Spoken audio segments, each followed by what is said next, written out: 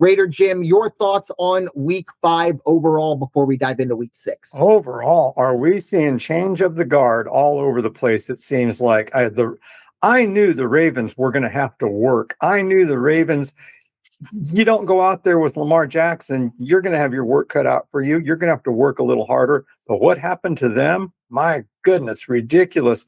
And Kansas City, we said it. We've said it, I think, every week, even when they won. It's like, I think they have just finally, people have caught up. They've read the script, and some of the pieces that they have, some of the players, they're just not the caliber they need to go out there and perform like they used to. I don't know what Andy Reid's going to do about that. Kelce is still not the target at tight end, I don't think. You got to leave him in because he's Kelce, I guess, but he's not the threat anymore. They'll cover him, but he doesn't get that double coverage like he used to get back, a couple of years ago. And even the wide receivers, they're just working a little too hard. And I think hats off to Mahomes for being able to stand in there and be a leader, because that's what he's doing right now. Yeah, I was impressed. I mean, Mahomes made some great throws. Obviously, the pick 6, he will obviously want back. Not even a yard. Yeah, that was a tough one. And, again, it's Patrick Mahomes. He's a pretty safe gunslinger, Again, he's going to make those mistakes, but he's not going to make as many as you do see the big time gunslingers. Going back to the Ravens, the crazy thing is, and I don't know if this is still the case, because again, I think I saw it Monday and it might have been a day or two old. So it was before that absolute thrashing that they took. But they were still the favorites to win the NFC North. And because again, it is a hamstring. So it's probably going to stick with Lamar, but it's not going to end his season. And I think that's a big reason why. And obviously the AFC North is not exactly Juggernaut City. But I really do wonder for the Ravens what the path forward is, because it's real easy to say, get Lamar back in there. But the follow-up is, but what if you play him for 2 games and then he's done for the year? Then your season is complete. With all due respect, I mean, if anybody saw something out of that Ravens team that gives them pause to say they're not dead yet, wow, I don't know what you're watching, but okay.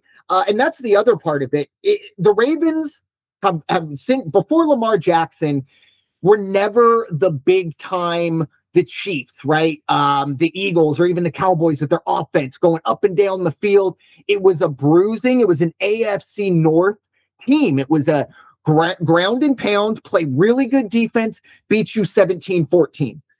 Their defense is as bad as it gets. Yeah. In terms of points allowed or points per game allowed, I believe it's 36 is what they allow. The next closest team is 31. So a huge, huge issue. And guess what?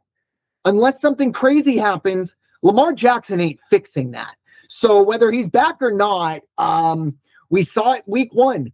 Lamar's going to have to score 40 to 50 a game for this team to be competitive unless this defense can figure something out. And then one final thought for week 5, and I want to give them some shine because it's very rare that we talk about the Carolina Panthers.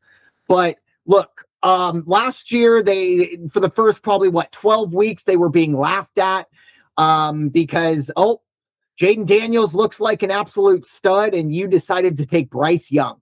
And the last, 6 weeks, Bryce Young looked pretty darn good. And then maybe there were people like myself that expected this team to maybe start to work its way up, and we haven't seen that yet. But this past weekend, and I know it was against Miami, but they went down early and they kept fighting back. There was a play in the second quarter. It was 4th and 5 with, I believe, about 6 minutes left. Bryce Young does an incredible job to get out of the pocket, give himself time, and he finds Tet McMillan in coverage, gave him the first down. That was the momentum shift that shifted the entire game. Carolina Panthers go out, take care of business at home. against Miami. And again, I know Miami isn't a world beater, but we don't talk a whole lot of Panther football here. And I don't know if you all saw the news, but the Panthers have been so bad. There was a very popular Carolina Panthers podcast called Meow Mix that essentially said, we can't do this anymore. So that team ruined them. So I wanted to shout all of the parties out. And then one final thought that I will have on Miami, watching that game back. First of all, whoa, Darren Waller's back. Keep an eye on that. And secondly, the offense might be better without Tyreek Hill. I think it might be one of those situations where Tua can just go out and be like, okay, I'm just going to throw the ball to who's open rather than, okay, I have to find Tyreek first. So I don't know. Again, Miami has a lot of problems. We'll get to them momentarily. But I wanted to shout that one out because that was one of the better games of the weekend that I don't think a whole lot of people had on their radar, except for maybe a couple plays. So very interesting to dive into there as we get into week 6.